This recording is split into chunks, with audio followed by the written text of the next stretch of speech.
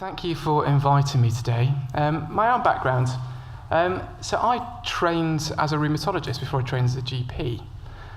So I finished my rheumatology training, and then when a little girl was very small, she was quite poorly. So I was in that final stage, and I was doing general medical training and doing nights and weekends, and life was very difficult. So I stepped sideways into general practice, did my general practice training, worked as a locum for a bit, very part-time, and then stepped back into medicine. So I sort of sit on both sides of the fence, really. So I work 2 days a week as a GP in Honiton, which is a market town in Devon, so very much rural general practice, and 2 days a week as a, hopefully soon, associate specialist rheumatologist, currently staff grade in Exeter. So I do essentially as you guys do for 2 days of the week. I run early arthritis clinics, I run ultrasound clinics, I do connective tissue disease work.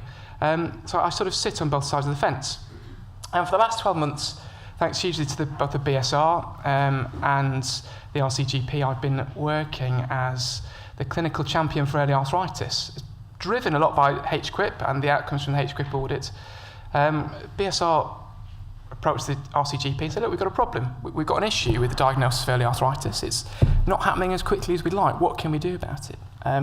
So the BSR agreed to fund what we call a spotlight project, working with the RCGP for 12 months, looking to try and change things around, looking to try and improve outcomes. So I'm here today to wave the flag for GPs. We've heard a lot about the problems. I'll hopefully explain why that might be and why general practitioners are struggling with this.